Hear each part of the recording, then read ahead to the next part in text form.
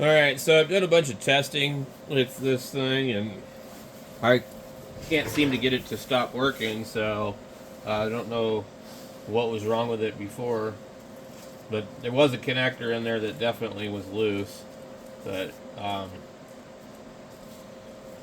have not found an actual issue with this counter at this point.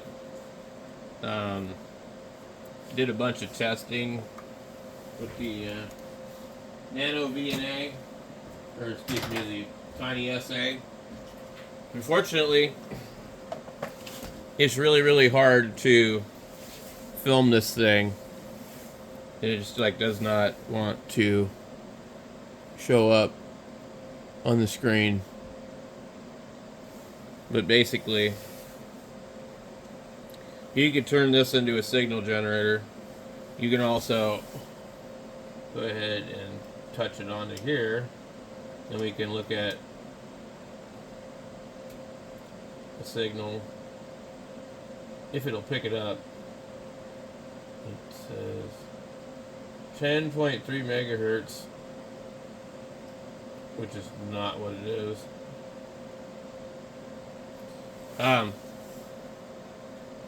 Anyway,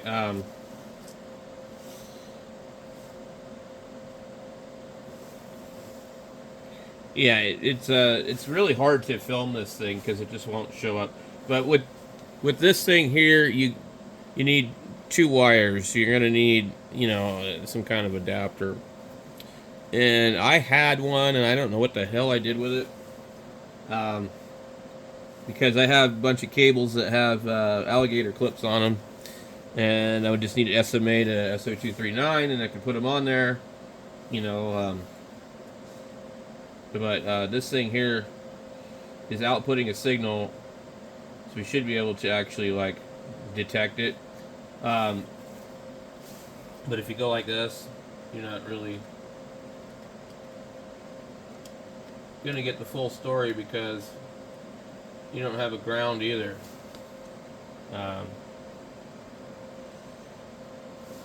Let's see if this thing shows up on the screen there. Yeah, you can't really read it, but it seems to do a pretty good job of like picking up handhelds and things like that nearby without even really needing an attenuator. So I was going to show you guys that I had discovered if I can prop this thing up, we might do here is see if we can set it like that.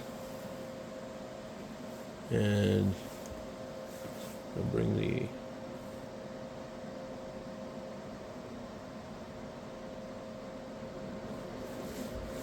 okay. So we have a Radtel radio over here.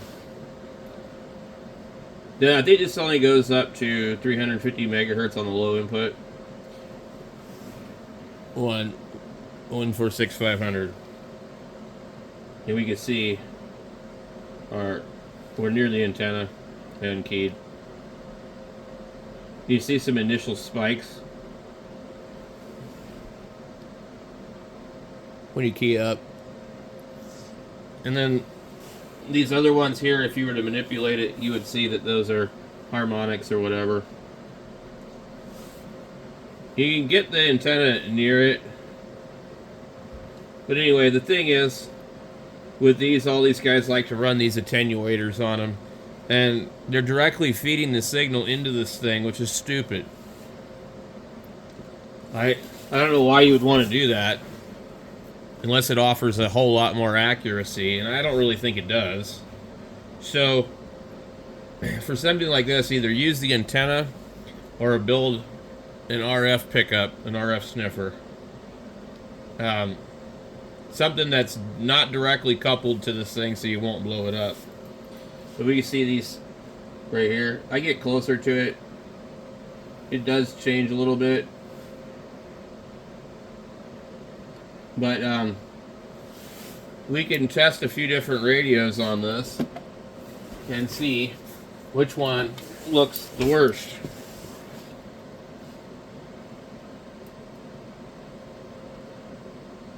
Alright.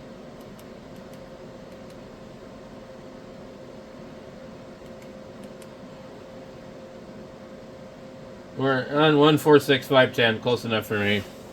Okay, make sure I'm not blocking it. You see the spike is around the same spot. It looks like that radio is probably a little cleaner than the Radtel. Let's try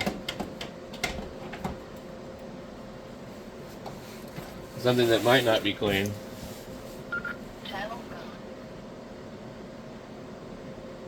mode. Frequency mode. 14650. Cancel. 14650. Got it. We've got an older UV5R. Ugh. It's actually really clean compared to the other one. When it keyed up, though, it was horrible.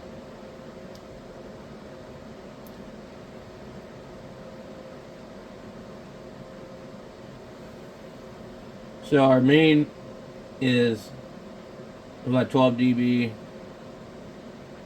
Well, the spur looks like it's at about a little over -30.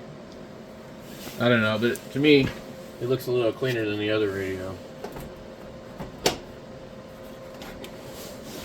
And let's take a radio that should probably be cleaner. 1.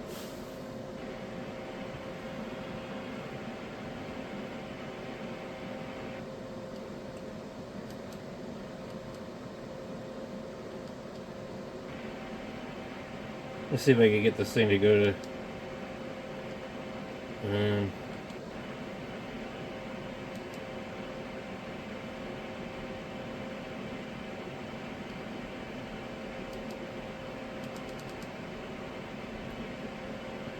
There we go.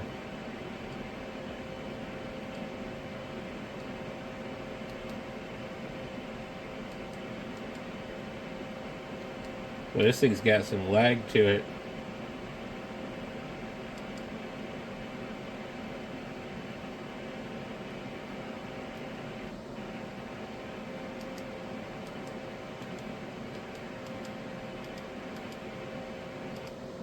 Okay.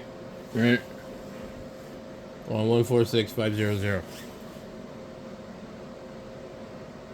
See that there? Look at this thing. Let me see if we can get it a single comparable. It just depends on how close you hold it to it.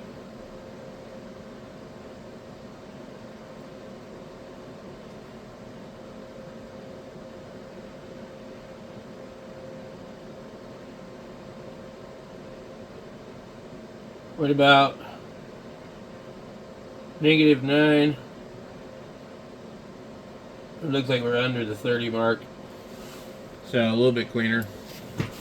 I mean, these are just guesstimations, you know, when you're doing it like this. Okay, let's try this Radtel here.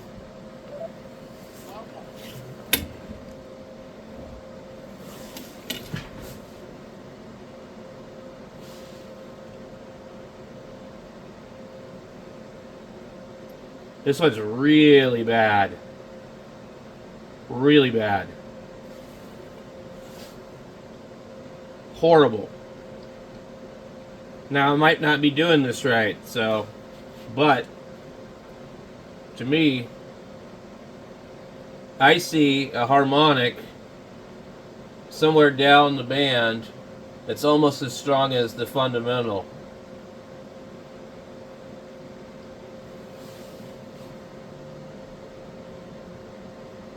And I need to be, I'm trying to get it -9. Well, it's actually positive, almost. Okay, so this thing puts out so much power. I have to be way back here. So it looks like it might be pretty dirty. I don't know. I don't know if anybody tested those properly. This isn't the way to do it, but I thought it'd be fun to try. I don't think I have any other radios to try that aren't just another version of a UVK5. But this is something that would be really fun to play around with and build the proper way to test things and just kind of see what you get. It's not a gold standard. You could totally be giving out false information by testing radios with this if you don't know what you're doing. I don't know what I'm doing. I just have kind of an idea and I'm playing around. So please don't take anything that I'm saying about this seriously as far as this radio is good or this radio is bad. But anyway, I don't have any quality radios here for HTs except for some Kenwoods. I gotta go dig them out. But other than that, I don't really have anything that I can really look at that should be good. So anyway, I decided to make a video showing you guys the kind of, how it looks when you screw around with one of these and play around with it.